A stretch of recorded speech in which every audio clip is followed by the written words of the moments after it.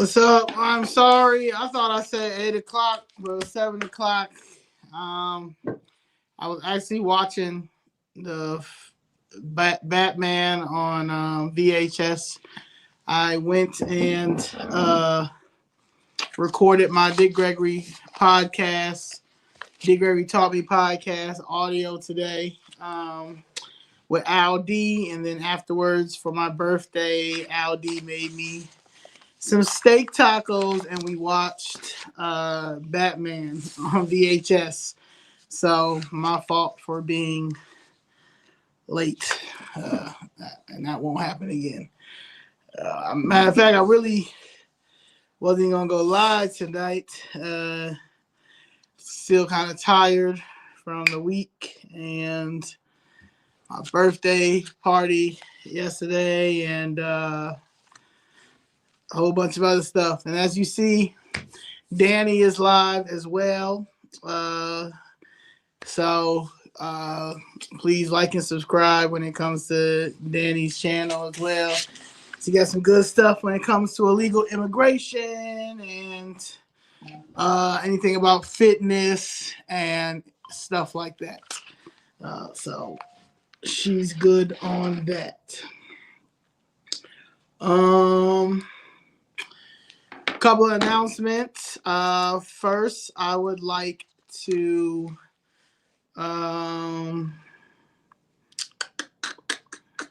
shout out Patrice Stewart for letting me use the space. Shout out to Tax Credit Academy. Let me use the space for my YouTube live. I appreciate it. Please follow Patrice L. Stewart. And if you're looking to get anything done with your financial needs or anything like that, she is the person for you. Again, Patrice L. Stewart. And all of that. Another announcement. I would like to thank Kevin. My Uncle Kevin, also, he's a guy who has been following my journey, I guess, for the last year.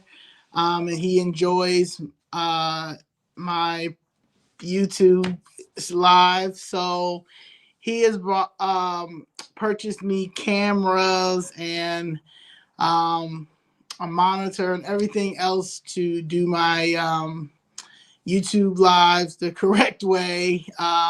He's invested in me doing this more, and so he got the cameras and a few other things, and so I appreciate that. One of the things I do need, last year my laptop crashed. It crashed while I was, I think I wrote everybody in the book, just trying to get some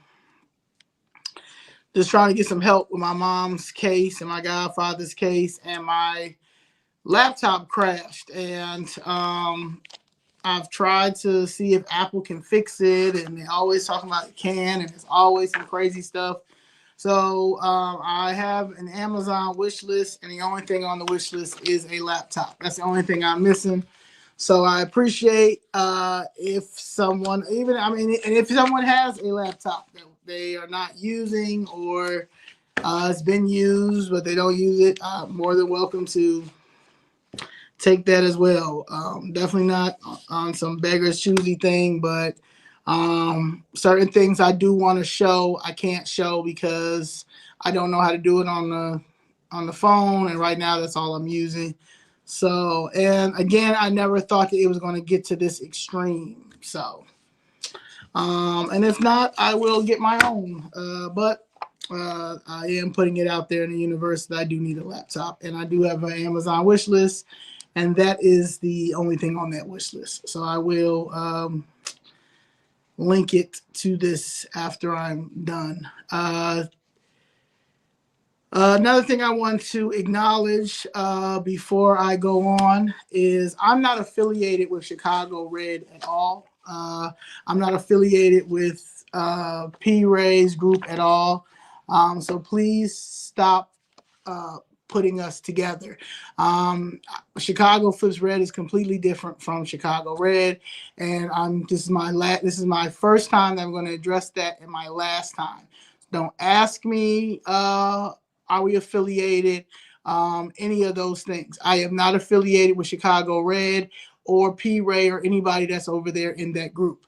The people who I'm affiliated with are in Chicago Flips Red, and that is myself, Patrice Stewart, Danny C, Miss Jessica Jackson, a few Dave Mason, and a few others that you guys do not see. We have a core group of probably 16 members, and I closed it off on purpose because of that. And I do understand that a lot of things get infiltrated, and then mixed messages and stuff goes around and stuff like that. So I just wanted to break that down and explain that again and emphasize that I am no way affiliated with Chicago Red at all. And please, please don't bring my name up at all.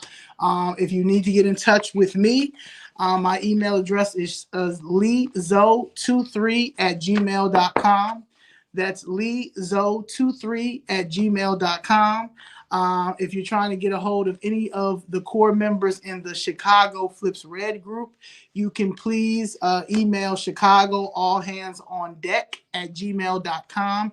And I'm pretty sure our manager we'll get back with all of the details or anything like that. So again, I'm not affiliated with Chicago Go Red at all, or Chicago Red or whatever it's called. I'm not affiliated with them at all. And please do not put us together. Next, I would like to say I had a birthday fundraiser yesterday. Thank you for all the people that donated. Thank you for a few people that purchased prints. Skills is the artist on the series. So far, we have a total of 4 paintings in the Chicago Flips Red series.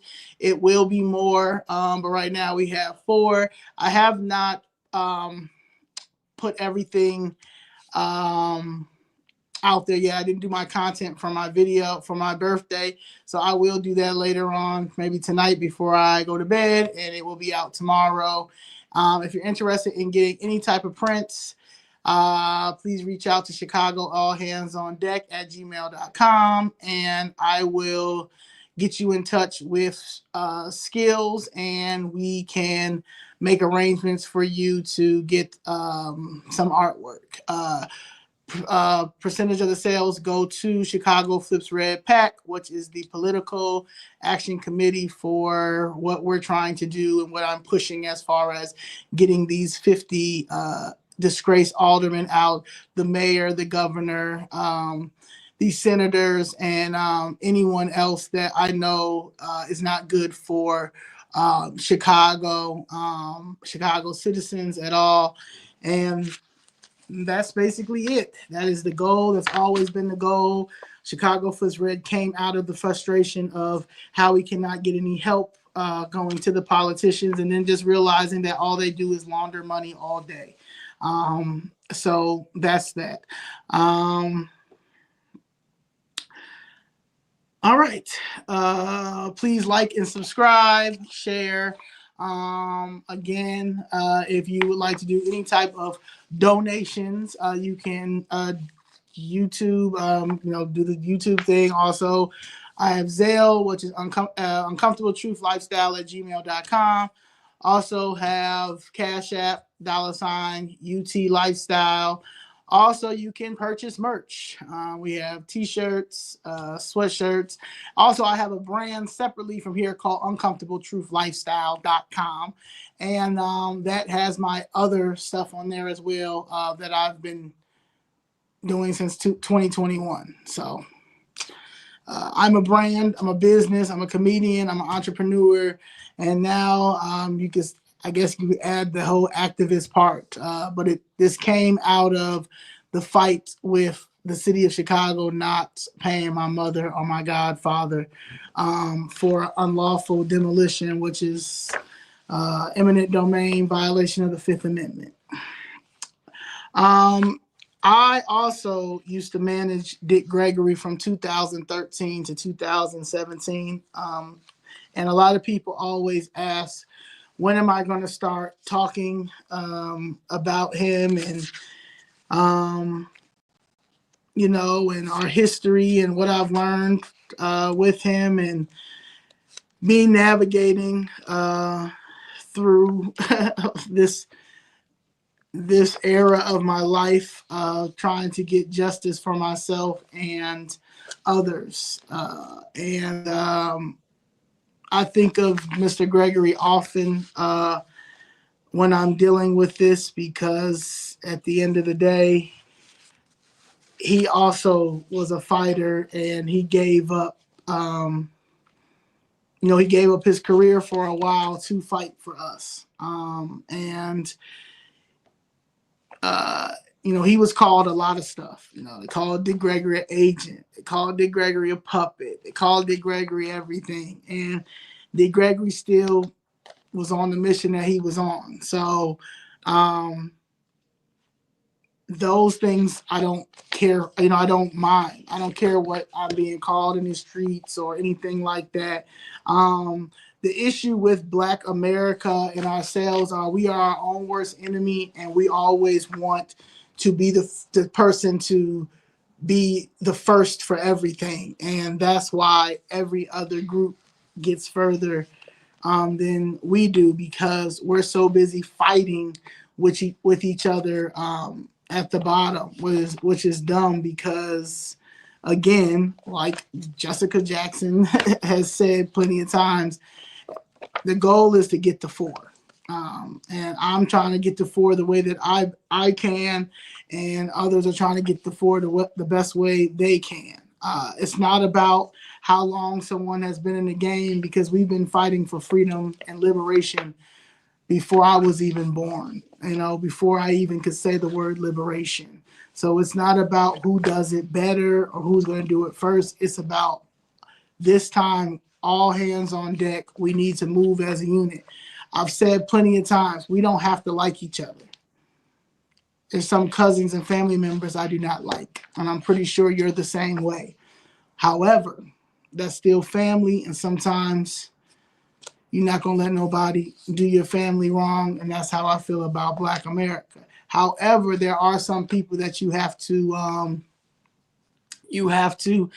keep it 100 with, and there's some people that you just literally have to separate yourself from, and I'm very good at that. And also, I'm very good on standing alone. I don't need anybody to push me if I'm really involved in something or I know that it needs to be done. So trying to tarnish who I am to make you feel better about life when you guys weren't shooting with me in the gym when I first started this is crazy and weird. So again, I appreciate everybody that is supportive of Chicago Flips Red, is supportive of me and Miss Jessica and the others in the group, supportive of Danny. We have a great group of people, a great solid group of people. Shout out to Nicole. Nicole, she has a YouTube channel as well, and she's helped me with doing our newsletter. So if you guys are interested in a newsletter too, please send an email to chicagoallhandsondeck@gmail.com, and we will send you the Chicago Flips Red newsletter. Now let's get into it. My man, Mr. Gregory. Mr. Gregory was born October 12, 1932 in St. Louis, Missouri. He grew up in poverty. His mother was a house cleaner, and his father left when he was young. He attended Sumner High School, and he excelled in track and cross country. He earned a scholarship at Southern Illinois University, SIU, but he left in 1954 after being drafted into the Army. While he was in the Army, he discovered his talent for comedy by winning multiple talent shows, and what made him into comedy and what he talked about was his earlier challenges and his desire to fight injustice. And that's basically it. He started his comedy career in 1956 to 1964. He moved to Chicago and became a part of a groundbreaking wave of Black comedians, such as Bill Cosby, Nipsey Hussle. And Bill Cosby has often said that if it wasn't for um, Mr. Gregory going off and fighting for us, it wouldn't have been Bill Cosby, because the gigs that Mr. Gregory was booked for, he gave them to people like Bill Cosby and Barbra Streisand. Barbra Streisand loves Dick Gregory. Great story about Barbra Streisand and Dick Gregory. But Barbra Streisand, she's very, very, very, very fond of Dick Gregory. And I would love to interview Barbra Streisand when it comes to that. So if anybody knows Barbara, tell her Zoe is looking for her. His style of comedy was satire, and he was fearless about addressing. He wasn't scared about addressing racism directly. And back then, racism was very, very prevalent. His breakthrough was in 1961 when Hugh Hefner invited him to perform at the Playboy Club in Chicago.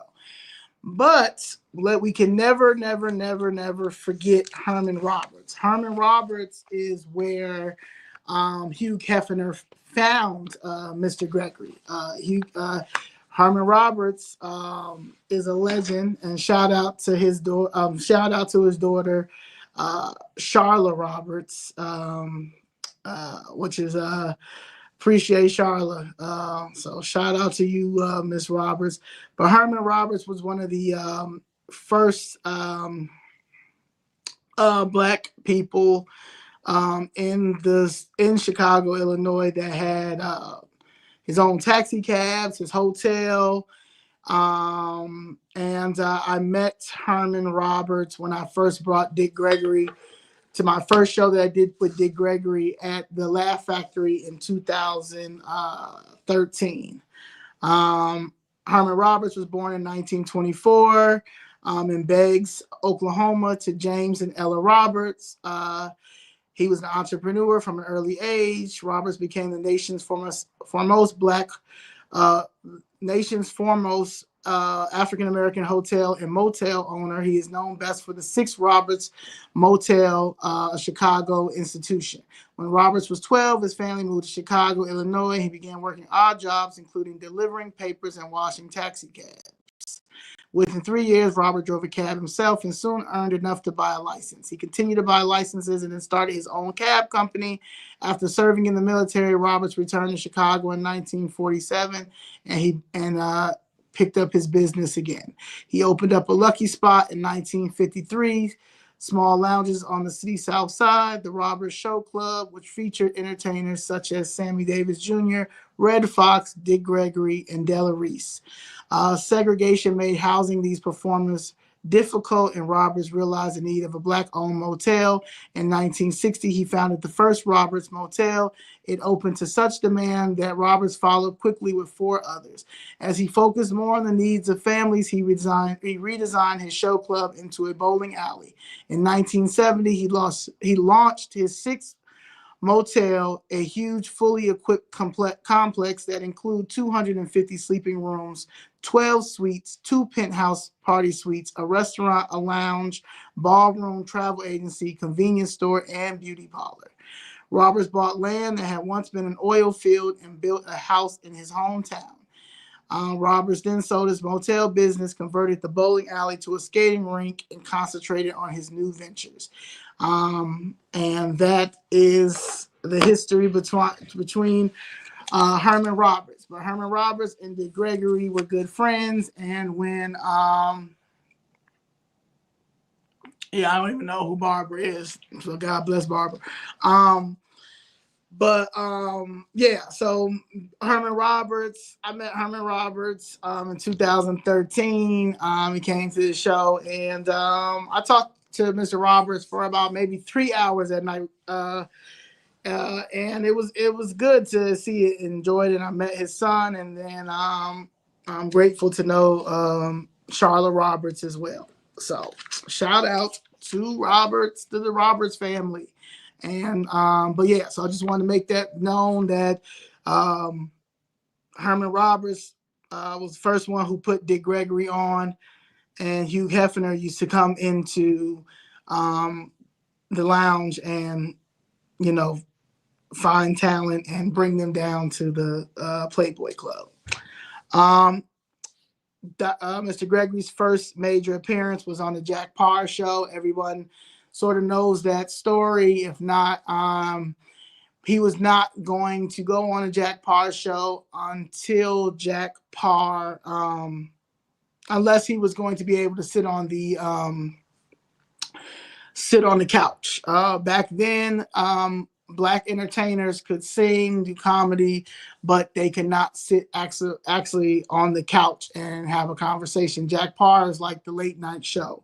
So Jack Parr called up Mr. Gregory and said and asked him himself to come on a Jack Parr show and he could sit on the couch. So he broke that barrier for that. So shout out to Jack Parr for reaching out to him, and shout out to Mr. Gregory for not backing down.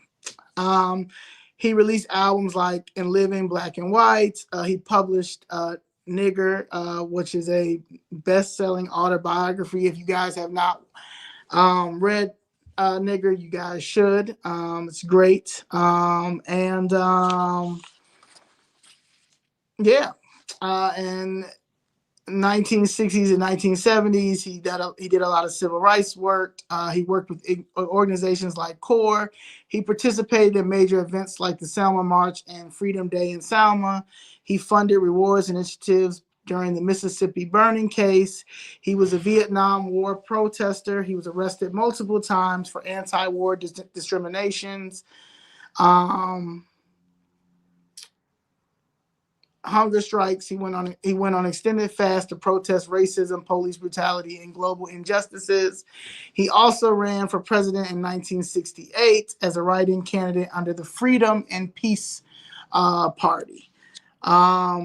He had a relentless dedication to justice and often sacrificing personal comfort and safety. Of course, he was a vegetarian for a while. He became a vegetarian in 1965, and he was linking nutrition to his activism. He also had the Bohemian diet, was developed a health drink that and he wrote Dick Gregory's Natural Diet for folks who eat, cooking with Mother Nature. Shout out to my man Robin Harris in House Party. Give me some of that Dick Gregory. And if you listen to my podcast, my man Aldi put that in there when you listen to the outro. He focused on improving life where am I at? He focused on improving life in the Black community through better health habits. His diet drink was even adopted in Ethiopia. He merged health, spirituality, and activism. He continued his advocacy from early 1990s to when he passed away 2017. He still was doing shows. He was about to come out with another book, and he always criticized the systems of oppression, capitalism, and systematic racism. He spoke out about the assassination of Martin Luther King Jr. and JFK. He also inspired a new generation with keynotes and lectures. I'm one of the young people that he did inspire at that time. He was a regular guest on Enos in the Morning and the Alex Jones Show. He passed away August 19, 2017. Due to heart failure. And I'll get more into that later on down the line when I talk more even about that. He was a truth teller, and even if it was uncomfortable. And that is something that we are missing, and that is something that I continue to keep trying to do, even though it's a battle sometimes, because I don't think people are ready for the truth, and the truth has to come out. That's the problem. Where people have been lied to for so long, that right now people don't even know what to do. It's insane. Dick Gregory is married to Lillian Smith. They have 11 children. I speak to Christian Gregory maybe about once a month. I've met a few of his children when they did the play in New York on Mr. Gregory, and the guy who played Olivia Pope's father on what's that? I want whatever Olivia Pope, whatever that show was, Scandal. Right? Was it Scandal? Yeah, maybe it was Scandal. Yeah, Scandal. He played the father that played Olivia Pope. He played Dick Gregory on Broadway. So I was able to meet few of his children, but I do speak to Christian on a daily basis. Well, not a daily basis, but like quarterly. I also met a lot of good people with Mr. Gregory. He was just that man. He knew a lot of people. He knew a lot of people, all types of people. I'm trying to figure out how do I want to go through this, because it's so much and I don't want to do 3 hours worth. I'm trying to tone it down. So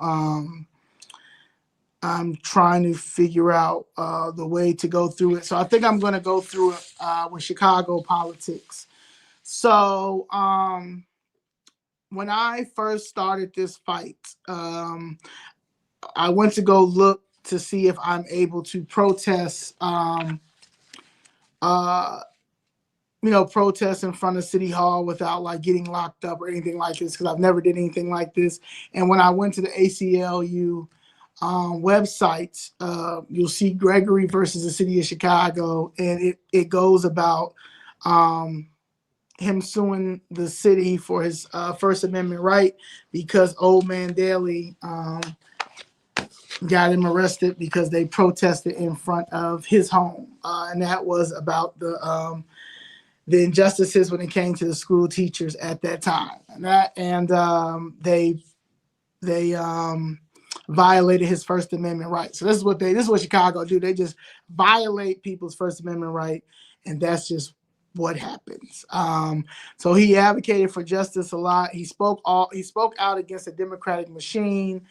He addressed the city's political structures, oppressed Black residents through systematic racism, housing discrimination, and economic disenfranchisement. He also, criticized leaders like Richard J. Daley, who was terrible. That man was the worst, especially when it came to segregation and a whole bunch of stuff in Chicago. Richard Daley was a terrible man. There's not nothing that a person can say that he was a great man. He was absolutely terrible. One of the worst to ever do it. And even Dr. King talked about how terrible Chicago was. So, and I'm seeing it myself, and I'm seeing it from people who are actually Chicagoans, who I don't know if y'all are getting paid to try to stop me from fighting for the injustices of my mom and my godfather in Chicago, or you're just this scared and hateful, or y'all just don't want change in Chicago. One or the other. But either way, let me continue my lane. And if you want to be fake when it comes to wanting to make change in Chicago, then you do that over there. But don't come and bother what I got going on over here, because you will get carried. Okay, I will drag you, because at the end of the day, I'm not playing when it comes to my mother, my godfather, and anybody else that wants to take on this machine, because this machine has to stop. This democratic machine has made us oppressed and has got us at odds and fighting with each other and all this other stuff. And at the end of the day, it's sad. But I'm a person that I'm about my business. I'm about me. I'm about people. So if you want some other stuff, some rah-rah, some scary stuff, you phony kick it, all that stuff, go over there. If you're not ready to get in the field when it comes to this, go over there. If you ain't about that life, go over there. I don't play none of them games. Nobody's not playing. I'm not playing with you, and don't play with me. We have a certified clown that's in office right now. Okay, a certified clown from the state level to the city level, and it's not a game. It can be. We can laugh and talk, and laugh and joke all the time, but at the end of the day, he's ruining the city of Chicago. Okay, all right. In 1965. Mr. Gregory was arrested in Chicago during a protest against segregation in housing and inequality. He called Chicago. This was the king of American racism, which it is. He also urged Black Chicagoans to boycott businesses that did not support the recycling of did not support Black people and supported the recycling of Black dollars. Mr. Gregory has always been a person that says if we would be more like the Jews, if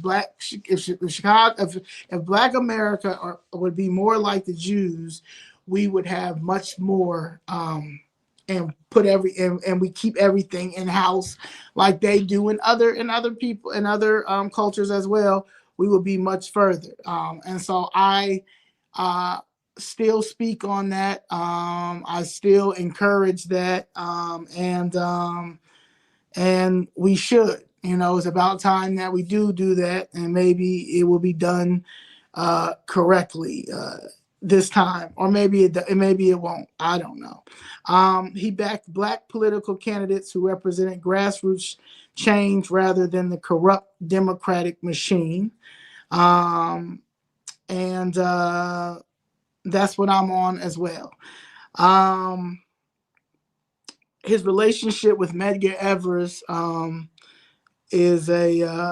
something that I really, really care about as well. Medgar Evers, I don't know if many of you guys know who Medgar Evers is, but I will give you a brief breakdown. And I don't even really rock with Joanne Reed, but she did do she wrote a book about him recently, and according to even Mama Doris, said it was good. But I heard that it was a good book.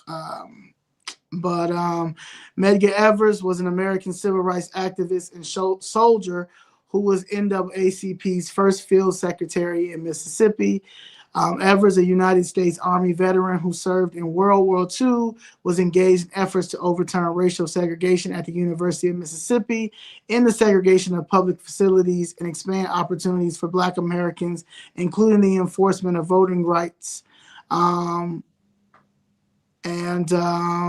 He died June 12, 1963, to a gunshot wound by Byron D. Beckwith.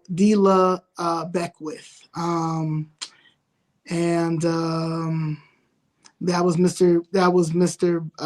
Gregory, one of Mr. Gregory's really good friends. They first met during his travels in the South, performing at events organized by the NAACP. They both were committed to voting rights in the South, particularly in Mississippi. Evers admired Gregory for using his comedic platform to address serious racial issues in ways that resonated with audience who weren't otherwise engaged in activism. Gregory frequently used his comedy shows to raise money for Evers' efforts in voter registration and fighting segregation. Mr. Gregory was deeply affected by Evers' assassination in 1963, which fueled his activism even further. Mr. Gregory often spoke about how Evers' murder reminded him that the silence was complicity. Mr. Gregory and Mr. Evers were kindred spirits. One was a grassroots organizer, the other was a cultural megaphone for the same cause. His relationship with Martin Luther King Jr. was ally and supporter. Mr. Gregory and MLK shared a mutual respect, with Gregory frequently supporting King's campaigns, marches, and protests. He participated in the Selma to Montgomery marches and was present at the March on Washington in 1963, where King delivered his iconic I Have a Dream speech. Gregory believed in King's approach of nonviolence, but was unafraid to critique the pace of the movement. Despite their slight difference in tone, again, everybody has to get to 4, like Mrs. Jackson always says. Gregory being more blunt and confrontational, they shared the same ultimate goals. I would like to say that one more time. Mr. Gregory believed in Dr. King's approach of nonviolence, but was unafraid to critique the pace of the movement. Despite their slight differences in tone, Mr. Gregory being more blunt and confrontational, they shared the same ultimate goals. So please don't tell me how to approach anything when there's nothing politically correct right now. The politics are in shambles. We're in shambles. Everybody's in shambles. The only people that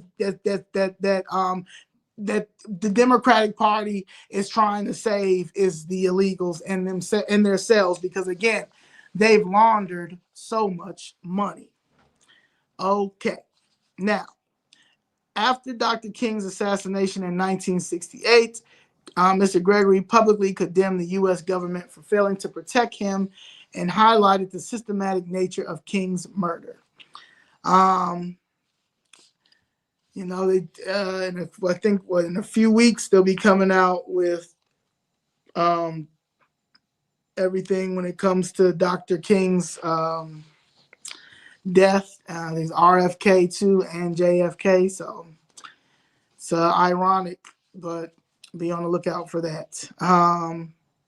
The relationship that he had with Malcolm X. Gregory admired Malcolm X's courage and willingness to confront the harsh realities of racism head on.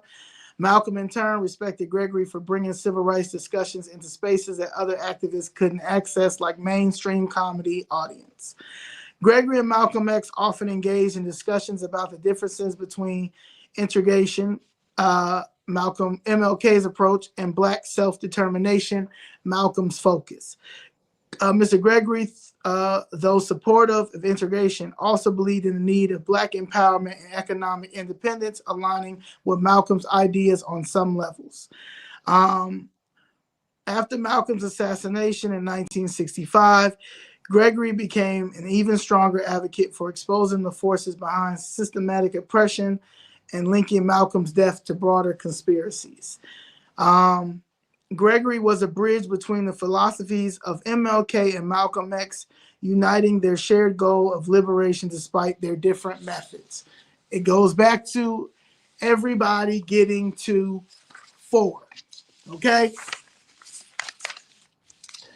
Mr. Gregory remained outspoken about the suspicious circumstances surrounding the deaths of Medgar Evers, MLK, and Malcolm X. He also believed their assassinations were a part of a coordinated effort to silence revolutionary Black leaders. He spent much of his later life researching and exposing these conspiracies, often tying them back to systematic racism and government corruption.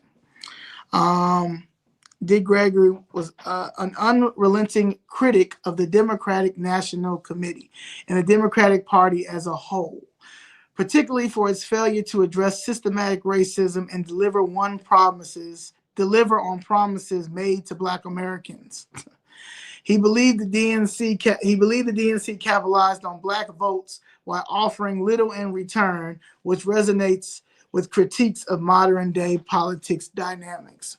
Well, well, well, well, well. Yes, I will. Let's see if I can put it in here. I don't know if it will work, but let's see.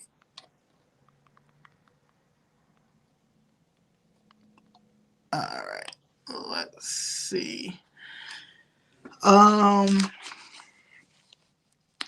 Mr. Gregory's views on the DNC. Gregory argued that the Democratic Party took black voters for granted, consistently making promises but failing to deliver on economic, social, and political reforms.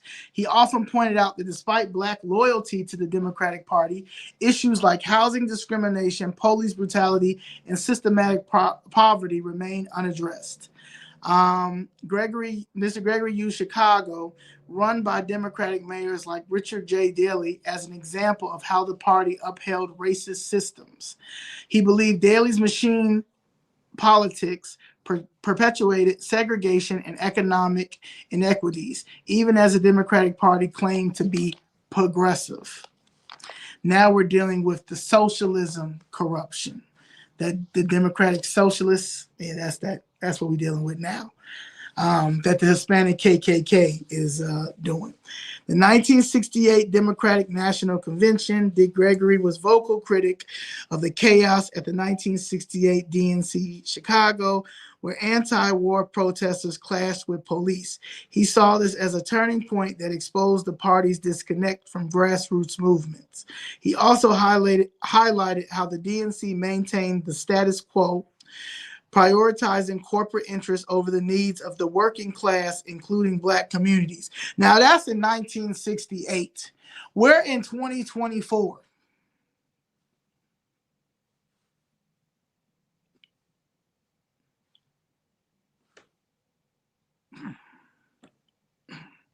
Dick Gregory urged Black Americans to move away from blind loyalty to the Democratic Party, advocating for political independence and self-reliance.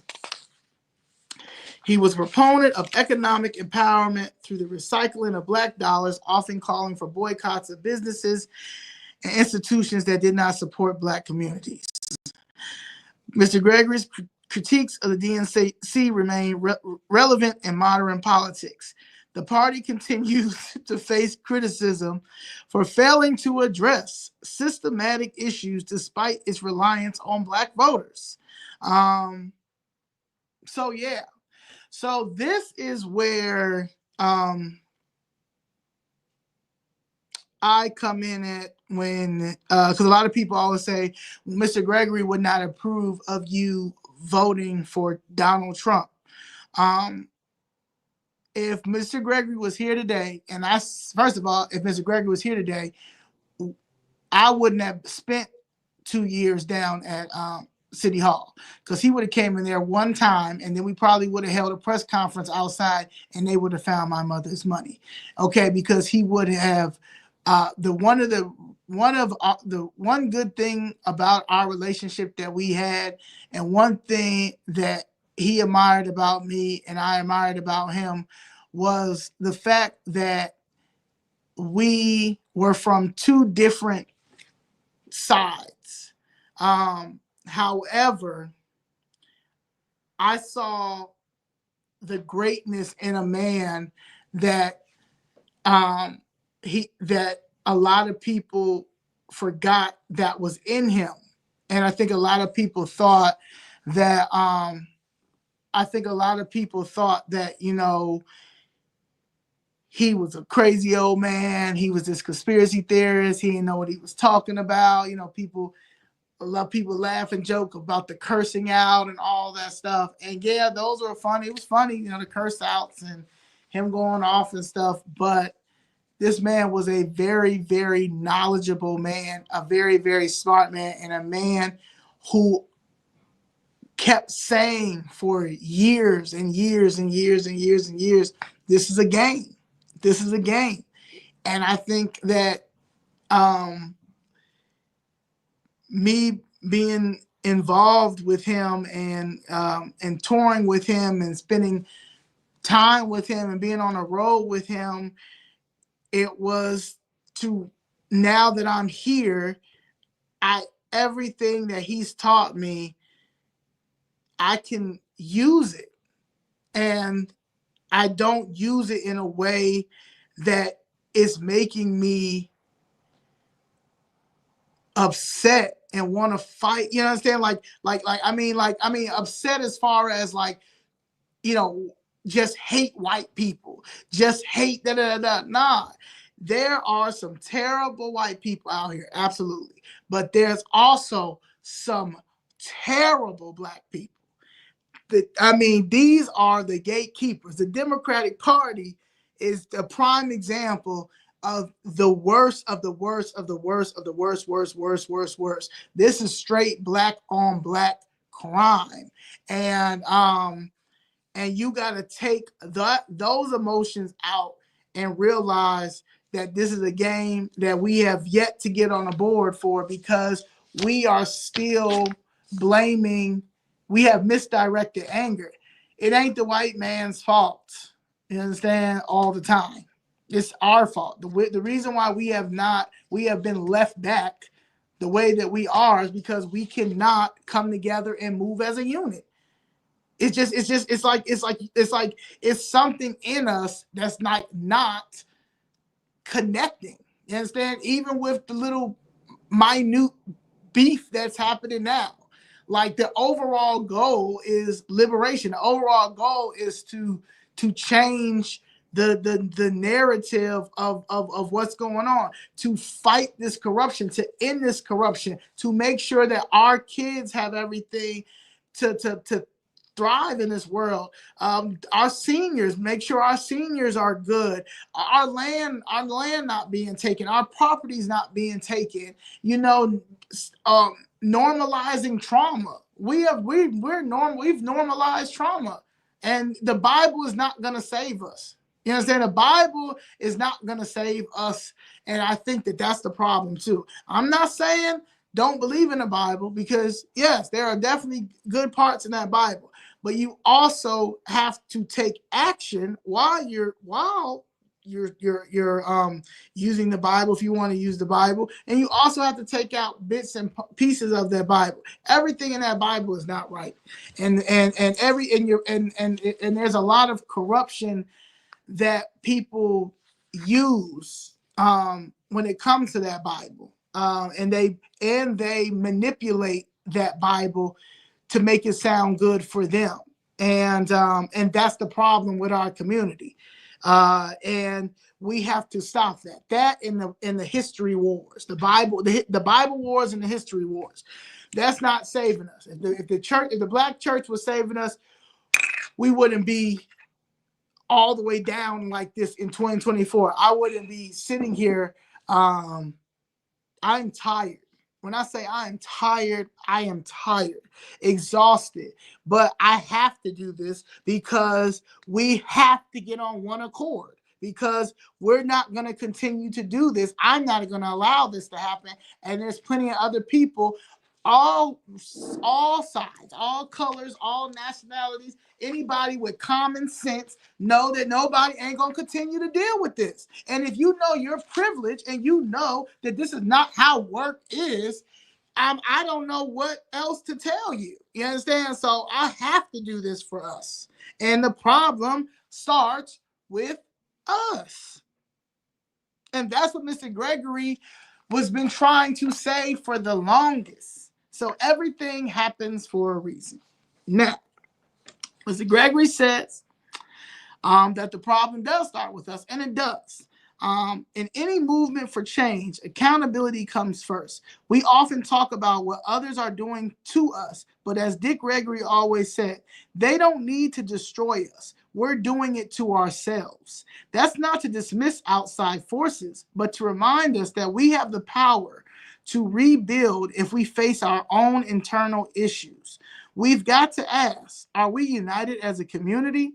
Are we united as a community? Real talk. Are we circulating our resources amongst ourselves? Are we teaching the next generation their worth? Are we teaching the next generation their worth? Shout out to Calypso Strawberry Lemonade. They got the best strawberry lemonade. We're stretched too thin. Dick Gregory often challenged us to recognize the consequences of trying to solve everyone else's problem before our own. I say that a lot. I can't help Palestine. I can't help Congo. I can't help anybody else. We have to save ourselves first. I can't help Palestine when they're taking our land right now. When they're taking our land right now in America, when people are being displaced, when we're being displaced every day, they don't care about our children or anything like that. Come on now. Come on, I can't see what's going on in Congo. I can't see what's happening in Palestine because we're dealing with all of that right here in our communities. And we have gatekeepers that are doing this, are helping with this. You can't help the world when your own house is on fire. And that's where we are. Whether it's our economic resources, political influence, or cultural focus, we spread ourselves too thin until we prioritize our issues: poverty, education, land ownership, family structure. We can't afford to extend help elsewhere. That's real. And there's nothing wrong with that. So I don't understand what the problem is. What prioritizing ourselves look like? Mr. Gregory didn't believe in just talking. He believed in action. If we're serious about change, it means building economic power by supporting Black businesses and keeping wealth in the community. Educating our people about their rights, history, and the Constitution. 13th, 14th, and 15th Amendments. Focusing on the family by protecting our kids and elders. When we strengthen our foundation, we'll finally be in a position to help others, not as saviors, but as a strong, unified community. Dick Gregory believed in the strength of our people when we stop looking outward for solutions and start looking inward. Let's address our own house first. That's not selfish, it's survival. Once we heal ourselves, we'll truly see what we're capable of. That's where all hands on deck comes in at. We all need to do this. I want to talk about the illegal immigration and what Dick Gregory thought of that. Because right now that's a big topic, especially with ICE coming and all of this and people trying to make people feel bad, no. Dick Gregory had nuanced perspective on illegal immigration. He spoke about how immigration policies, particularly illegal immigration, can impact Black communities economically and politically. He pointed out that while the media and political leaders push narratives of inclusivity, you know what I'm saying, these policies are often detrimental to foundational Black Americans. Mr. Gregory argued that illegal immigration takes away services and job opportunities that should be prioritized for Black Americans who have been historically disenfranchised. He also believed that immigration policies harm Black people by increasing competition for low-wage jobs, housing, and community resources, while systematic barriers remain unaddressed. Gregory was vocal about political parties, especially Democrats, use immigration to build their voter bases, often neglecting the needs of the Black community in the process. He'd say they're playing chess, not checkers, and we're always the pawns. He was very critical of the idea that Black Americans should automatically align with policies that don't benefit them directly. Gregory believed Black Americans, particularly descendants of enslaved Africans, should be the government's primary focus when it comes to reparations, resources, and protections. He argued that it's unjust for a country to prioritize undocumented immigrants while failing to address the generational harm inflicted on Black Americans. So he wasn't against immigrants, but he challenged Black Americans to ask, why are we so quick to fight for others when no one fights for us? Mr. Gregory would say, it's not about hating anybody. It's about loving yourself. You're loving yourself enough to demand what you're owed. Dick Gregory believed in humanity, but he also believed in justice. For him, justice starts with fixing the wrongs done to Black Americans before extending help to others. He also urged us to focus on building our own communities and holding leadership accountable to ensure our needs come first. That's not that for its survival. Dick Gregory was deeply vocal about the systematic injustice that fueled the crack epidemic and the devastating impact of the 1994 crime bill, especially on Black communities. He saw both as tools of oppression and that perpetuated by the government and endorsed by political figures, including many Democrats. And I bring that up because I would like to explain and say that I see a lot of these Black leaders, these Black politicians and these Black leaders that are fighting for these illegal immigrants right now, straight fighting for these illegal immigrants right now, but not, where were you guys at when they broke up the Black family? Where were y'all at in 1994? Where were you at with the 2 million Black people that were incarcerated for the 1994 crime bill? Where were you at when this man Joe Biden just pardoned his whole family, Dr. Fauci, but he forgot to pardon the people that he put in jail? Him and Bill Clinton put in jail. He broke up the Black family. You know, one of the girls that's in my group, she said that her child is not a preacher's kid, PK, but she's a prison kid because her father did his whole she raised her daughter by herself because he was locked up for her whole entire, I think he got out when she was 21, and it can be funny, you laugh about it, but it's not funny. It's they going so hard to make sure that these families are together. You displacing us in our communities and keeping the family together, and not one Black person that's in government here in the city of Chicago is fighting back. Not one. They're all on board with illegal immigration, and they're going to go hard. All of them. That is insane.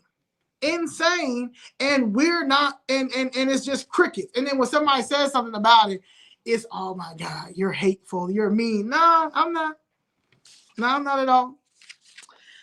Mr. Gregory believed the crack epidemic was a form of chemical warfare against Black communities. He often referenced the CIA's alleged role in flooding inner cities with drugs, as revealed in reports like Gregory Webb's Dark Alliance. He viewed the introduction of crack cocaine as a calculated attempt to destabilize Black families, criminalize Black men, and perpetuate cycles of poverty and incarceration. Mr. Gregory highlighted how the epidemic tore apart Black neighborhoods by creating addicts and fueling violence. He criticized the government for offering punishment instead of rehab. with harsh sentencing laws targeting crack users more severely than powder cocaine users. So anybody that was doing crack, that was majority black, they even were targeted. They even got more harsh sentencing than powder cocaine users who were primarily white. Okay. Didn't Biden also partner on cocaine? What about now, man? Yeah, he didn't do. Yeah, he didn't do many. He should have. Everybody who had to deal with getting locked up due to the '94 crime bill, anything like that, the Bill Clinton, they all should have got pardoned. Everybody should be pardoned. The whole America should be pardoned since we giving out pardons. Pardon Dick Gregory. Pardon everybody. Mr. Gregory saw the epidemic as a deliberate attack on black economic power, funneling resources away from communities into policing, prisons, and funeral homes instead of school, jobs, or health care. The 1994 crime bill, Gregory was one of the early voices condemning the crime bill authored by then Senator Joe Biden. Y'all savior. Because for some reason, the same people that are calling Donald Trump a racist, the same people that cannot stand the Republican Party and all of this, they get real quiet when it comes to Joe Biden. It's like they cannot see past Obama. Like they just feel like because he was the vice president for Joe Biden that he gets a pass or something like that. Joe Biden is the reason why our communities is the way that they are. Okay, Joe Biden is a racist. Joe Biden is terrible. Joe Biden is the devil. Okay, you can't sit here and talk about and forgive Joe Biden, but Trump is the worst person on earth. Make it make sense. Please make it make sense. Y'all got to keep the same energy. And that's where the problem is. Mr. Gregory criticized the bill's harsh provisions, including the 3 strikes rule and mandatory and minimum sentences, which he saw as extensions of systematic racism. Democrat complicity. Okay. Gregory blasted Democrats, including black leaders who supported the bill, accusing them of selling out their communities in exchange for political power or funding. Okay. Yeah, it's more than Biden, but at the end of the day, it's Biden. Okay. Biden was the main person who started this. So it could be more than anybody else, but Biden right now is the person. Biden, Bill Clinton, yeah. The way Biden just got out of office. And then what people forget is that like they just let him sail out. Now, the reason why the immigration mess right now, the immigration mess is because of the Biden administration, not the Trump administration. The fact that ICE is all over the place and going into the schools and doing what they need to do to get these people out of our communities, because a lot of black people, that's why they voted for Trump, because that was one of the campaign promises that he made. It was because of what's going on now. So y'all can get mad at Trump and Tom Homan, but they got to get out of our communities. There 40,000 Ukrainians came over to Chicago. They went into Ukrainian village. Not a peep, not nothing. They gave them whatever they need with no issue, no problem. When it came to these Venezuelans, they thought they were just going to put them in our neighborhoods and we weren't going to say anything and not push back and all of those type of things. And now this is happening and everybody's just outraged. How can they do that to the children? How can they do that? How could they do that to our children back in the 90s? How can they do that back to the 80s? I just told you one of the girls in my group, she called her child a PK, a prison kid, because she had to grow up with her father being in prison because it was affected from the 94 crime bill. Nobody doesn't talk about those kids. Let's talk about them kids. Like I said on the Breakfast Club, anybody that had to deal with any of their parents, grandparents, anybody that was taking care of their children, and they suffered through the crack epidemic, should have got a free ride to college. Every child should have got a free ride to college. Like how y'all find all these scholarships for these illegals.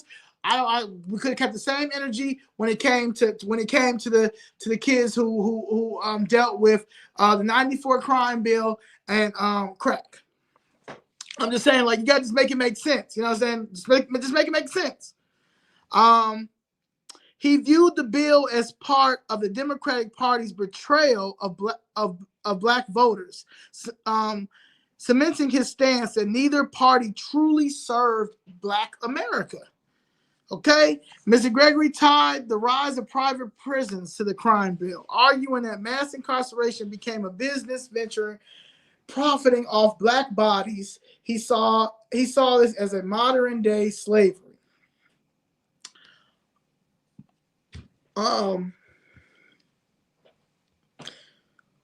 The crime bill's focus on incarceration rather than rehab further broke up Black families, with men removed from their homes and women left to shoulder the burden alone. He emphasized self-reliance and economic independence, urging Black Americans to boycott harmful systems and reinvest in their own communities. And it may sound like it's easy to reinvest in your own community, but they don't want you to reinvest in your own community, because that's why I don't have my building right now, because my godfather and my mother was trying to rehab the building to bring affordable housing for veterans and rehabilitation services to veterans and STEM programs to the children. And you have the gatekeepers who are the aldermen and the city council members, with the help of the building department and the racist mayors and all those other type of people who don't want us to build our community up. If you build a community up, they can't keep making money off of the Black struggle. Okay. Mr. Gregory used his platform to call out government corruption, media, and political hypocrisy. He also encouraged communities to organize, educate themselves, and challenge systematic oppression directly.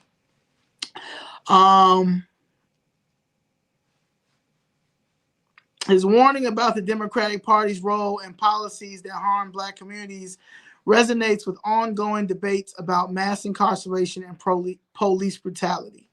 The crack epidemic and the 1994 crime bill had a profound and lasting impact on Black communities, especially our families. Dick Gregory was one of the earliest activists to draw attention to these issues, recognizing them as not just drug-related problems, but as deliberate social policies that would tear at the very fabric of Black America. Crack cocaine became widely available in the 1980s, and it affected Black communities due to systematic racism and economic and social policies. As many Black families fell prey to addiction, and the impact was devastating. Mr. Gregory saw crack as a weapon that snatched away fathers and mothers from their children, often making them unable to provide or care for their families. Parents struggling with addiction led to neglect and abuse within homes, contributing to the breakdown of traditional family structures. Families that struggled with addiction often faced job loss, eviction, and a cycle of poverty. As crack devastated individuals, it also tore apart the economic stability of families, making it harder for them to afford basic needs such as housing, food, and health care. And that's what we're dealing with now, and this crack is not even there. The new crack is illegal immigration. For those who are able to maintain employment, the stigma of addiction and its impact on family dynamics led to increased mental and emotional strain, often resulting in broken marriages and strained relationships.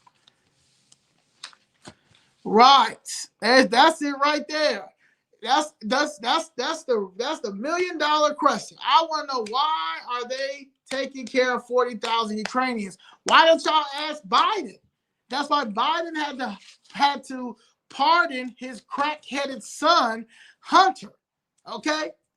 Because all of our money went to Ukraine. He was willing to do all government shutdowns if Congress did not pass money to go to Ukraine. And we are worried about racist Trump. So I'm wrong. The crack epidemic fueled gang violence and street-level drug dealing in black neighborhoods. The violence led to a higher rate of homicide and injury, especially among black men who were either selling drugs or buying drugs. Families were often torn apart by the violence and fear that drug activity brought into their neighborhoods. Many children grew up in single-parent homes as fathers and older brothers were either incarcerated or killed. Okay? The crime bill supported by many Democrats, including Joe Biden, led to mass incarceration of black men through harsh policies. Okay? As fathers, sons, and brothers were arrested and sentenced to long prison terms, many black families experienced the absence of male figures in the home, weakening the family structure and emotional support system. Mr. Gregory strongly criticized how these policies targeted black men, sentencing them to decades in prison for nonviolent offenses like drug possession or distribution, while many white offenders received more lenient sentences. The impact on children is this is the one that really gets me, because these kids now are grown, right? And because these kids are grown, the psychological help never happened, right? They had to figure out how to navigate this the best way that they could. And you praise a man by the name of Joe Biden. It is insane and it's sickening, and it gives me y'all, that is y'all slave master. Y'all are praising the slave master. That's Joe Biden is Leonardo DiCaprio in the Django. His character in the Django, and anybody that praises Joe Biden is Samuel L. Jackson's character, which is Sam in the Django.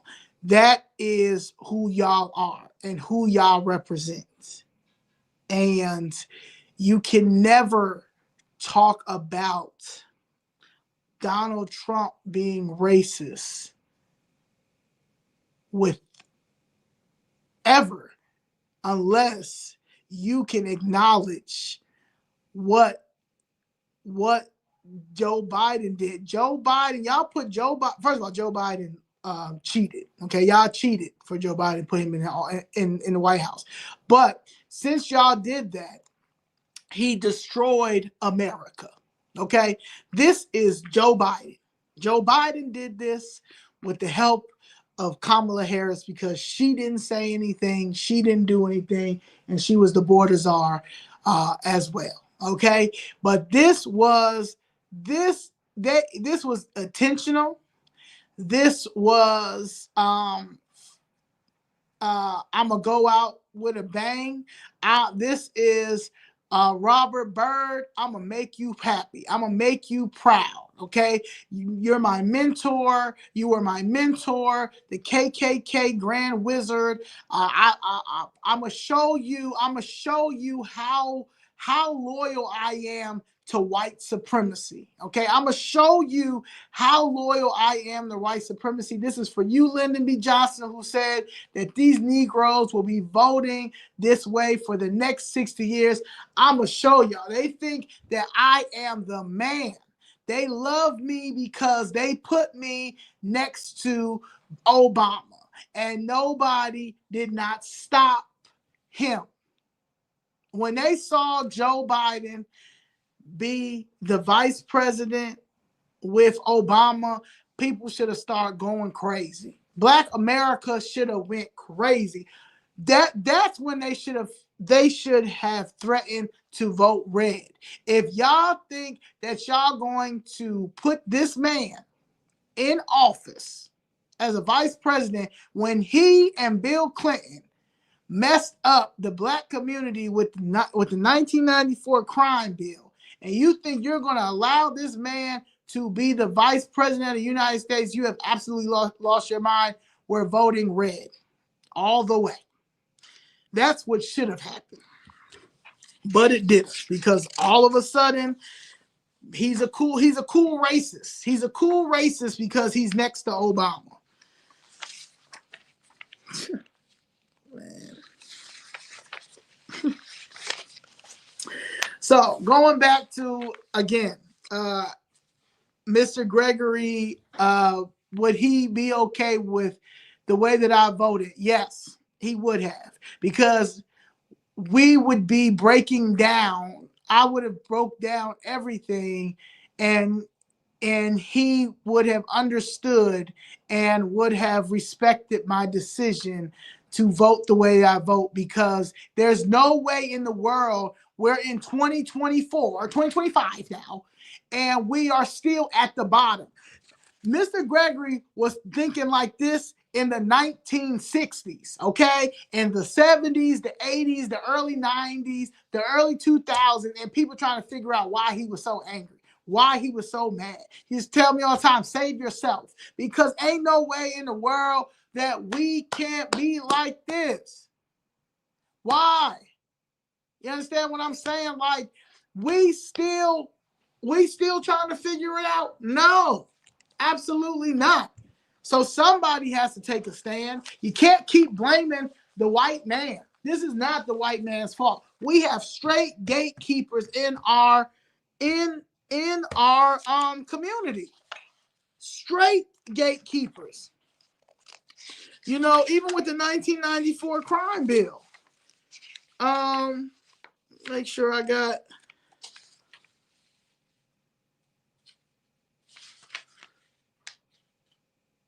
The bill contributes to the incarceration of over 2 million people in the U.S. by 2000, a dramatic rise from 500,000 in the 1980s. Like, that's insane. John Lewis, he was supportive of the crime bill. Okay.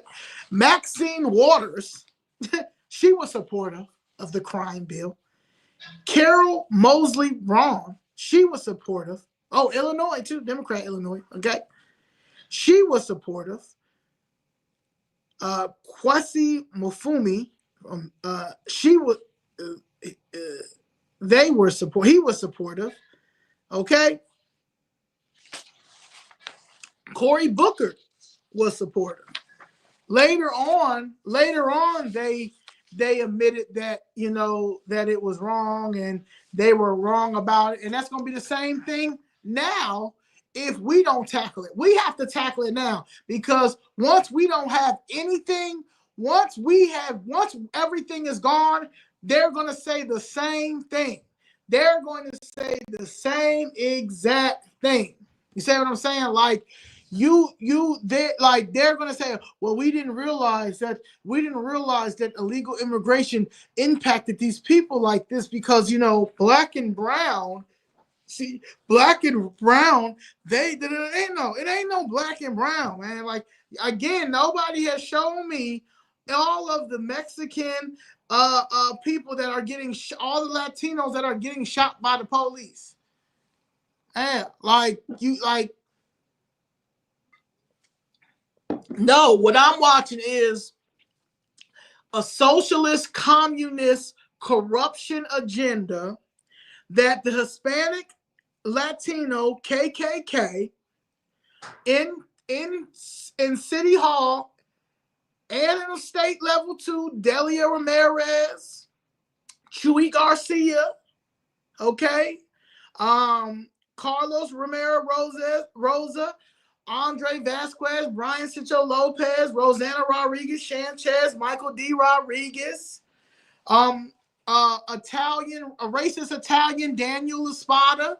You know, like this is what we dealing with. And then we're dealing with 20 black, no good pieces of doo-doo aldermen in there that can't do nothing because they done sold out a long time ago.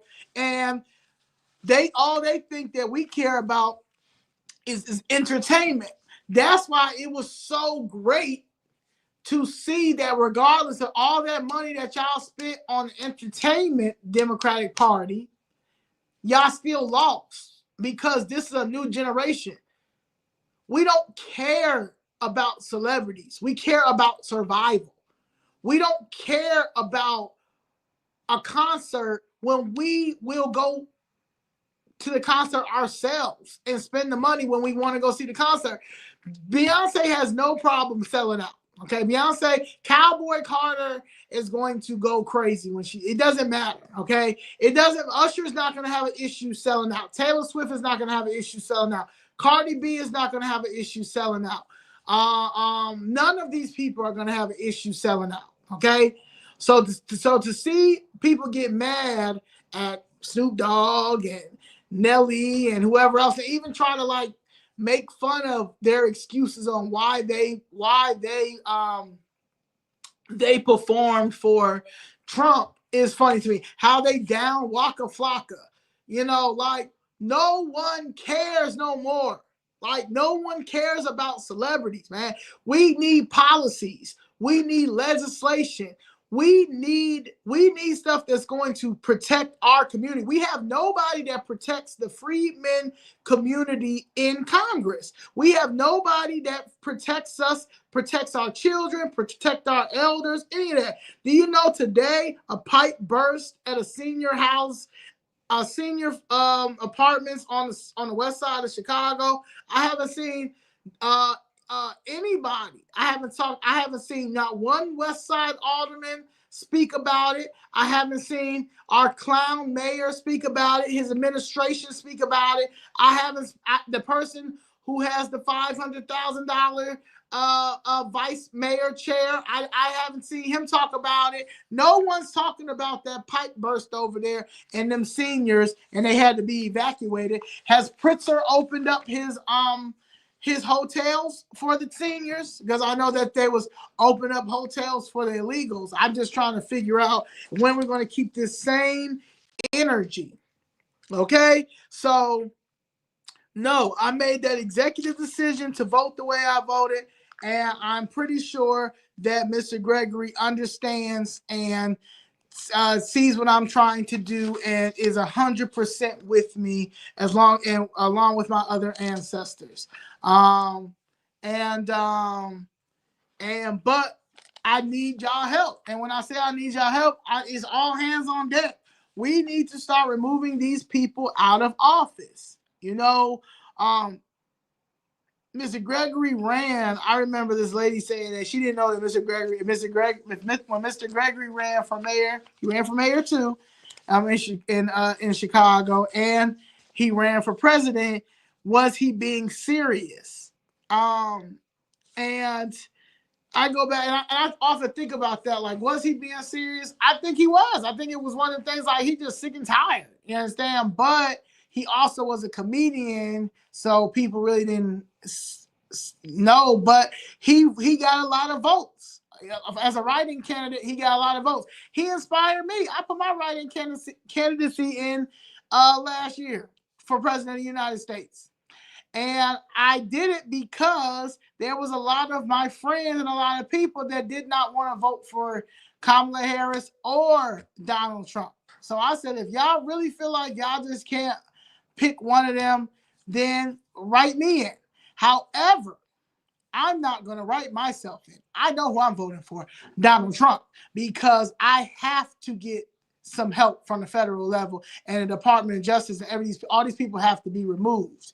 And also, I need somebody to get the feds involved because they're stealing Black people's property. They're money laundering all day our taxpayer dollars.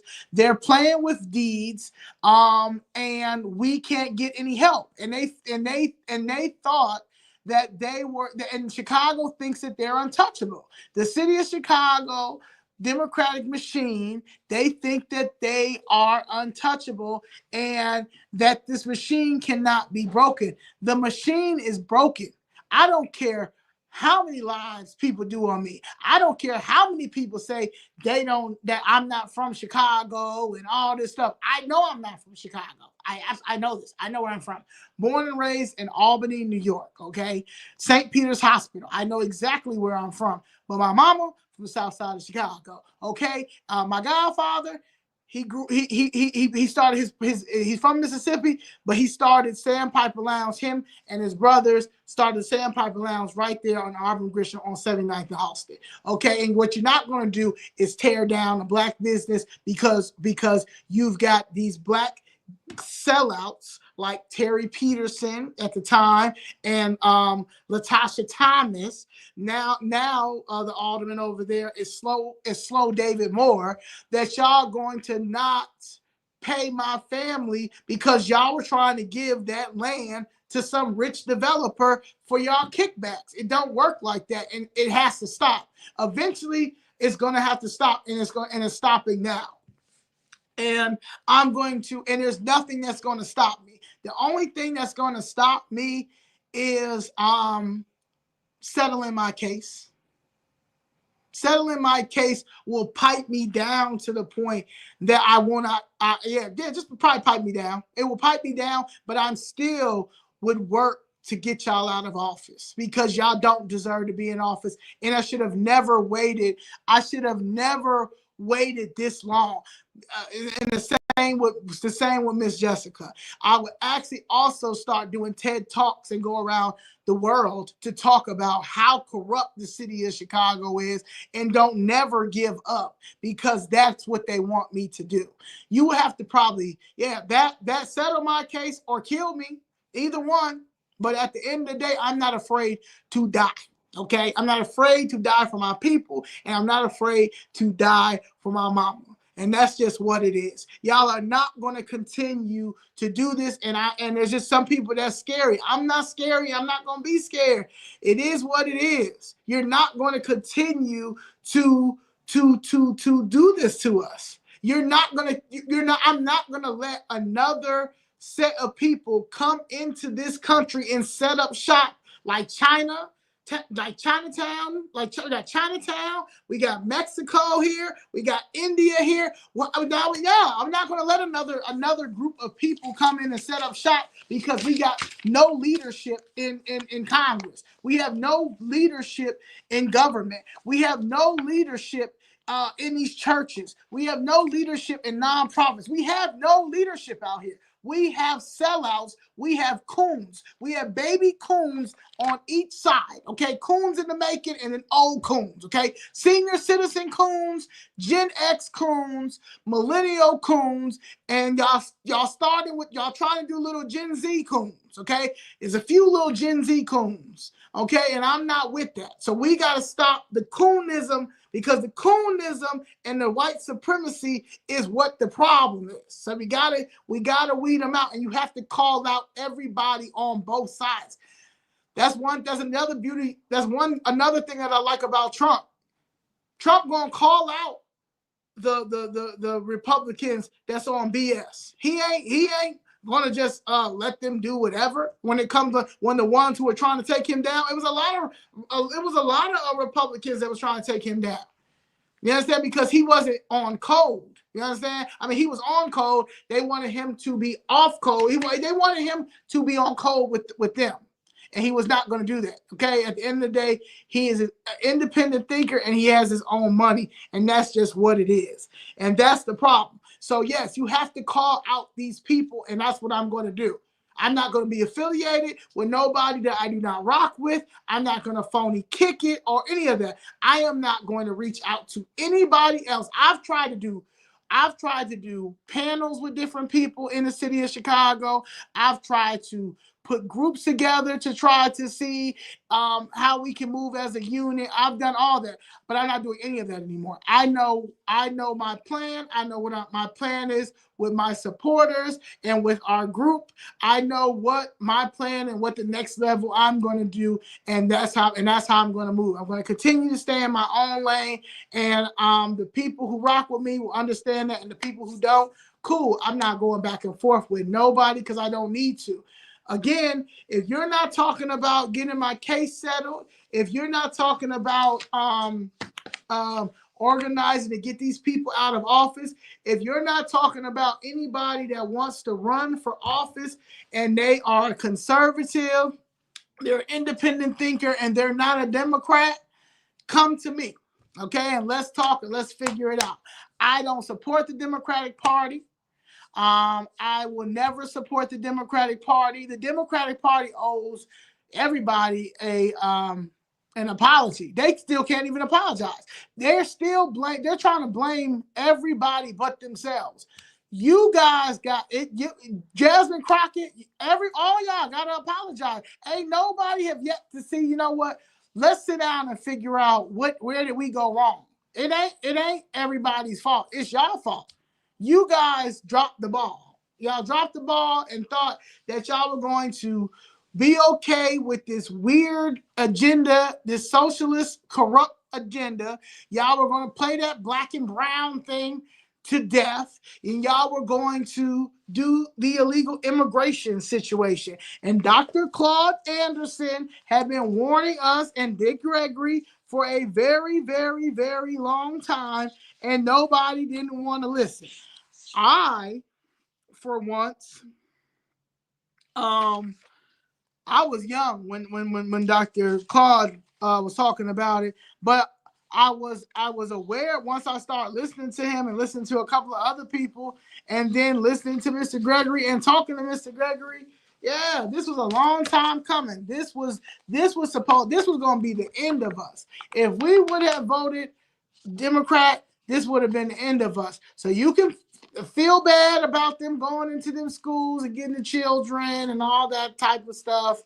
Well, you know what I feel bad for? I feel bad that our children don't know the U.S. Constitution. I feel bad that our kids don't have money for lunch.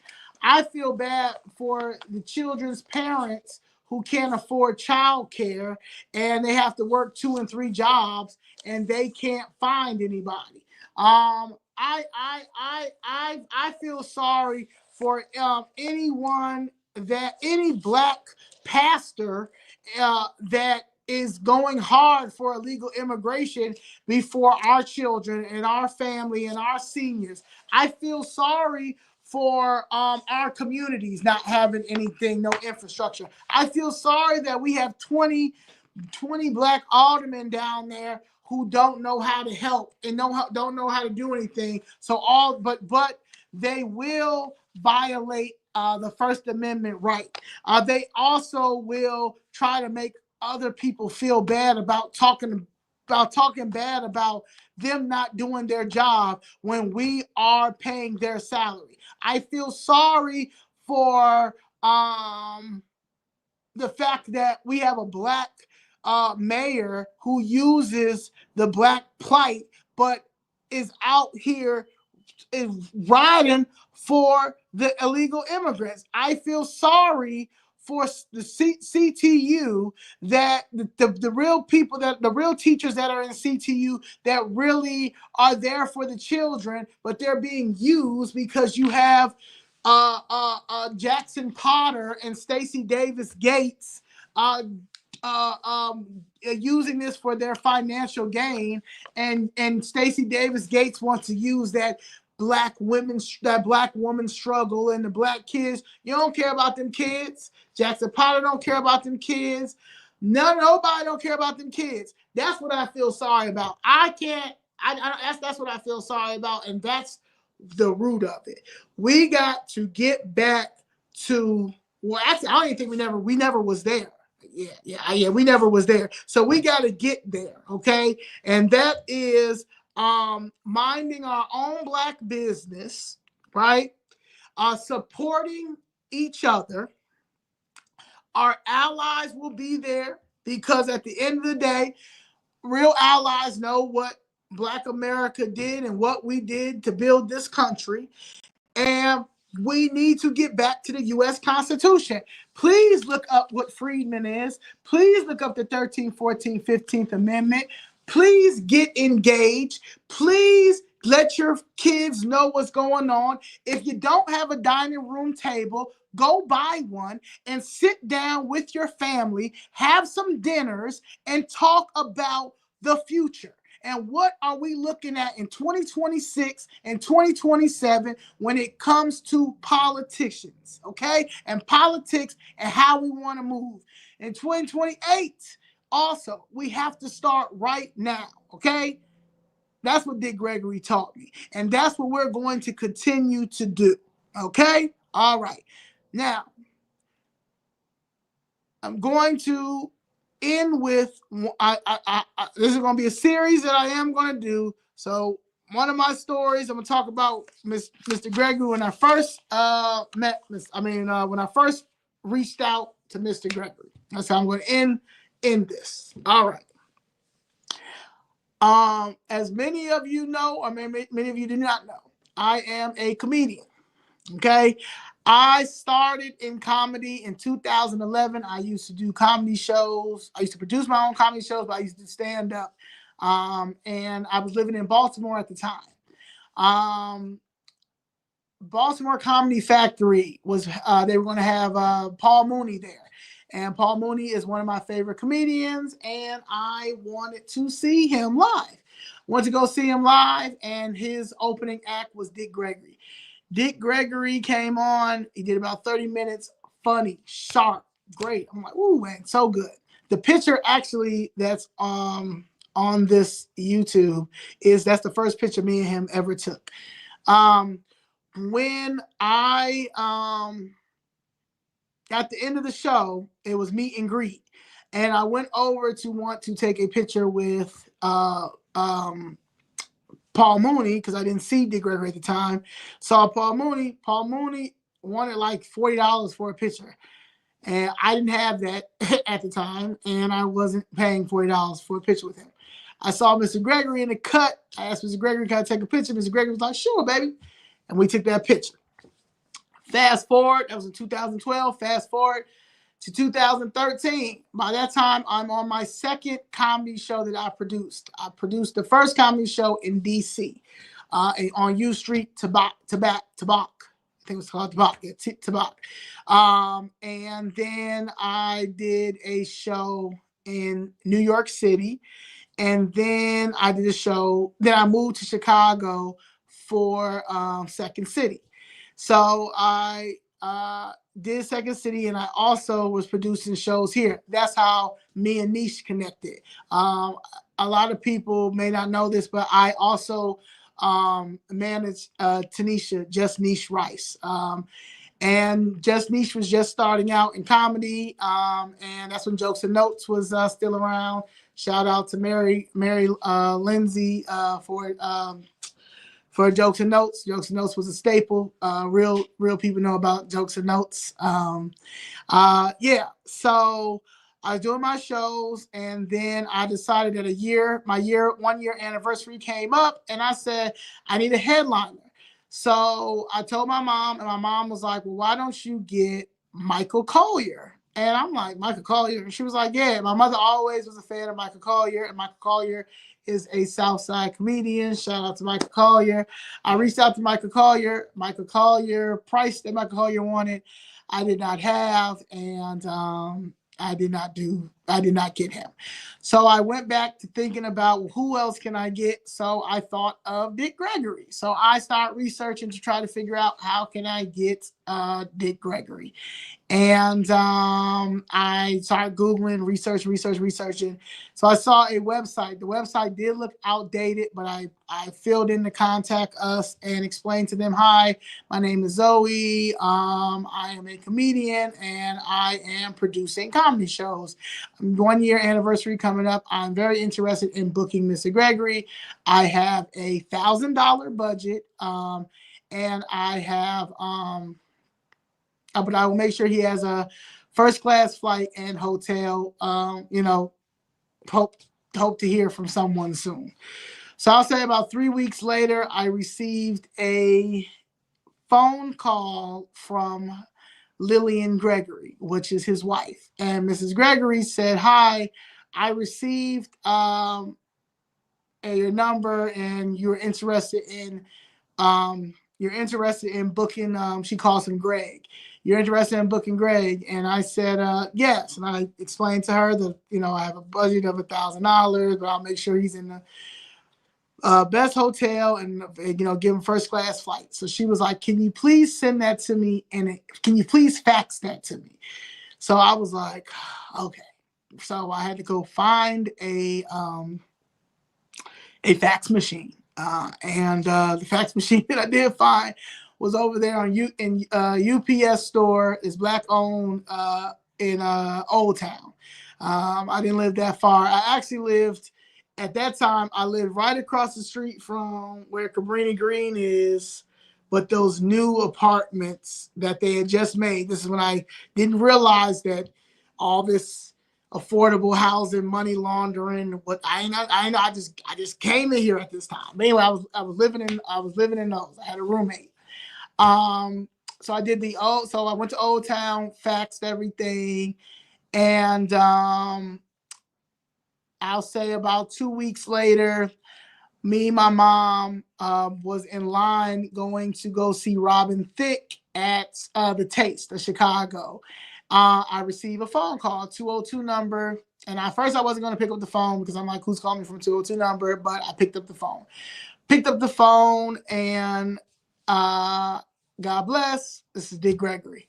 And I said, oh, hi, Mr. Gregory. How you doing? My mom takes the phone. She's like, oh, my God, Mr. Gregory. I used to watch you on she said it wasn't a Jack Parr show. She said something else, Ed Sullivan show. But and then she took the phone. I took the phone back. So he asked me. He says, so $1,000, and I said, yeah. And he was like, first class flight. I was like, yeah. He said, aisle. He said, aisle. I like the aisle and not the front row. I said, okay. He said, I need you to send half of the money in a postal money order, overnighted, and gave me the address to send it to. And then he says, before we hang up the phone, he says, you better make sure every motherfucking seat is filled. Just like that. That was our first conversation. And I said, all right. And got off the phone and went to watch Robin Thicke. And I was so happy. I told my girlfriend at the time, like, I was just super, super happy and all that.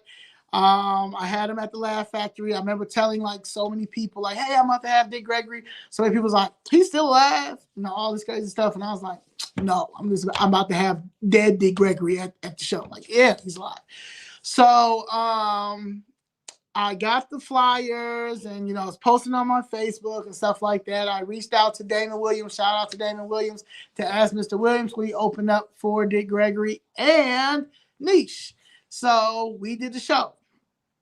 And I remember the week before the show, me and my mother walked to the Laugh Factory and we talked to the lady who helped book the show and stuff. She's no longer there. But we asked how many tickets were sold. And at that time, she was like, 17 tickets were sold. And I'm like, 17 tickets? Am I just like 2 weeks, maybe 2 weeks before the show? And I'm like, 17. She was like, no, that's really good. And like, she was like real happy to say that. So I'm like, 17 tickets, like that's insane. So I had sent emails out to editors from Chicago Sun-Times, Chicago Tribune, other Chicago news channels and stuff like that, letting you know that Dick Gregory was coming into town and da da da.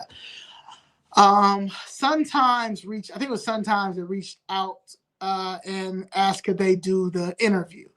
I remember I called Mr. Gregory and told Mr. Gregory that Sun Times was interested in doing an interview for the show, and would he be interested in doing it? He's like, yeah, absolutely. Now, I will say this. I did not know how influential Mr. Gregory was in Chicago. Like, I didn't know the history that behind Mr. Gregory in Chicago. So I did not know this at all. So I'm just thinking of 17 tickets and him saying that every seat needs to be filled. So he did the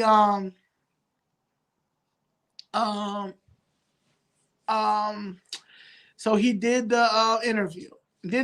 Great interview. It was a great newspaper article. Loved it. We picked this came out maybe the day before he came in. So the day that he came in, we went to get him from the airport. A friend of mine at the time, she had a brand new Mercedes, so like she dressed up and she came. We went to go pick him up from O'Hare and all that stuff, and he had all these bags. Mind you, he only gonna be here for one day, but he had so many bags. He had like 2 big suitcases and then these bags full of newspapers from all over. Like, it was just crazy. But he had all this stuff for just one day. We went to go eat, and from them I dropped him off at the hotel. I got my mother made sure she got a room for him at Peninsula. So he stayed at the Peninsula Hotel. And that was it. Mind you, I still don't know if we sold out the tickets or not, because last time I checked was 17 tickets, but he just did this article. I went home, got dressed, got everything. A lot of my friends from out of town, New York, DC, came into town for this. Like, they were very excited. I was excited too, but not realizing the magnitude of who I have. So we went to go pick him up, He had another person with him, this older white man. And he gets in the car, and this older white man, before he gets in the car, Mr. Gregory says, this racist motherfucker gonna come. This white racist motherfucker gonna come with us too. And I was like, huh? So anyway, I'm in the back with him, and the guy was he was one of the owners of Sears and Roebuck. And while we're riding to the Laugh Factory, Mr. Gregory says, tell them how racist you are. So he says that he used to be very, very racist until he met Dick Gregory. He said Dick Gregory made him change his thought process when it came to a lot of things, and he gave a lot of money to the movement once he realized, just a change of heart, change of mind, or whatever. I sat and listened to that story. And while we're on Lakeshore Drive heading to the venue, heading to Laugh Factory, I get this picture from one of my friends. She sends me a picture and she says, "Zoe, I'm so proud of you." The picture is 2 lines wrapped around Laugh Factory. You had a line from the left side, you had a line from the right side. When we pull up, Mr. Gregory gets out the car. He has his suit on. He has his bag, one of his bags, and I had the other 2 bags. And I mean, everybody clapping. All type of people were out there. White, black, Hispanic, Chinese. I mean, everybody. I mean, it was a United Nations. It was insane. Went in there. The show was sold out. He did about 2 hours. Some people did walk out because he was very, very, very, very, very, very, very, very he was uncomfortable. He was confrontational, and he 80 years old, so he really don't care. You understand? So he just keeping it 100. After the show, I didn't have anything like, pictures or anything like that. He didn't have any books or anything like that. So many people were asking, like, he waited until he took pictures with everybody. Took pictures with everybody, and didn't care. But people were asking, like, do you have this nigger book? Do you have this book? Do you have that book? And I'm like, nah, anything like that. Because I'm like, this is just I just got him for this one time. Thank you for this. My 1-year anniversary show. Great. So after the show was done, we're coming down the elevator to head to the car, heading back to the send him back to the hotel. And he says, I had much fun. It's fun. And I said, thank you. I had fun too. Thank you so much for giving me the opportunity to do this. He said, yeah. He said, if you want to do any more of these shows, or you would like to book me on any shows, I'm giving you permission to do that. And I will give you 20% of everything that you book. And that's how our relationship started. Maybe for the first 5 months, he thought I was a boy, because he kept telling, telling people, that's a fine young man right there. That's a real fine young man. And then finally, he got it. He got it that I was a girl. So I always laugh at that, make fun of it. But it never was a thing, an offensive thing. It wasn't him being rude or anything like that or stuff like that. You know what I'm saying? So I don't take heed to stuff like that. And I think I think people need to understand that too. Like, I'm a comedian, so it's a lot of things that I know when people are being intentional and then when people are not. But that's how our relationship started. I booked over 200 shows for him, including the Breakfast Club. That's how I have my relationship with Charlemagne, and that's what people need to understand also. And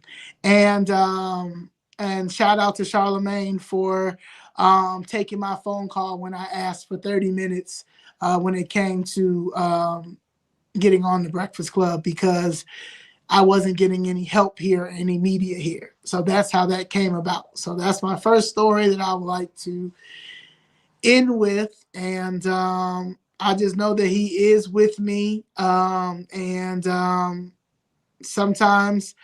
I always go back to, what would Dick Gregory do if I was in this position? And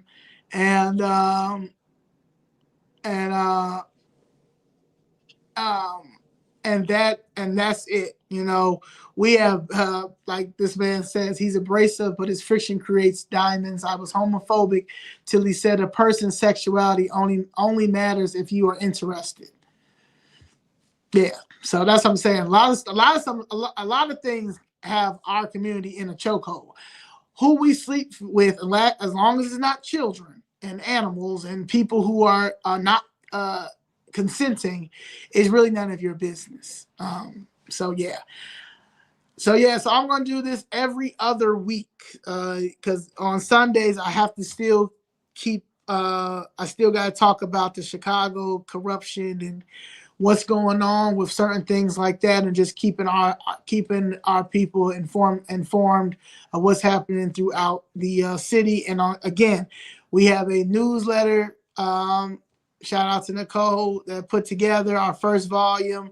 So if you would like that copy of the newsletter, it's Chicago All Hands on Deck at gmail.com. And we are working on a system to send it out on a monthly basis. So yes, I appreciate the 178 people that sat and listened to me. I hope that we can navigate this in a positive way. And I love all my people, but I will not be disrespected.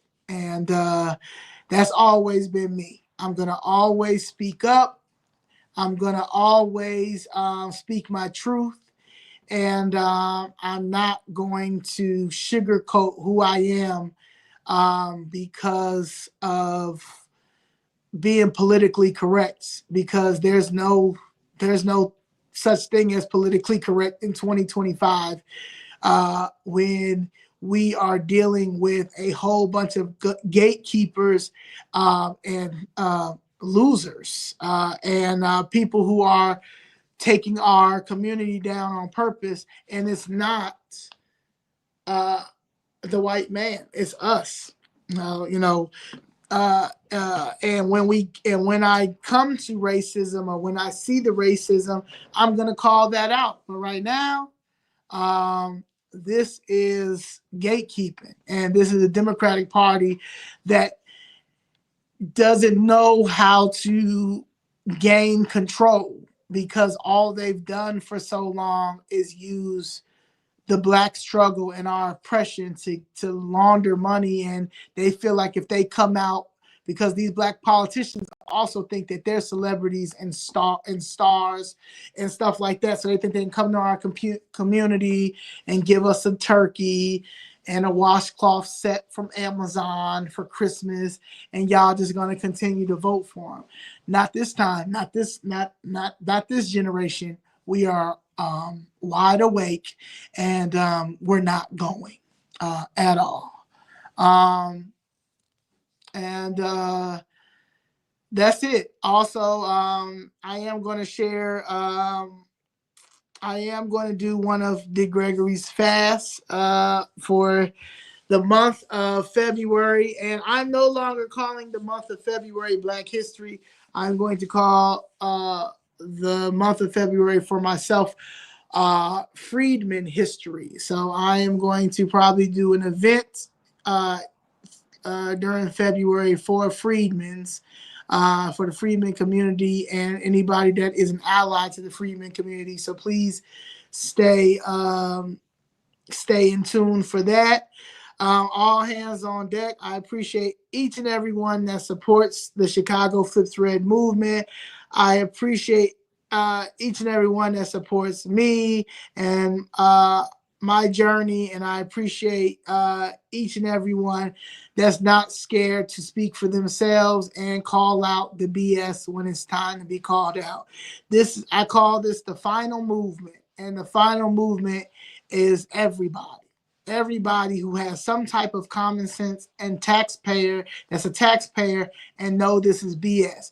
We have to control our government. The government is especially the American citizens who are born and raised right here. Okay, I can't go to Africa or any other country, and be okay. Now, this is my government right here, and I'm fighting my government.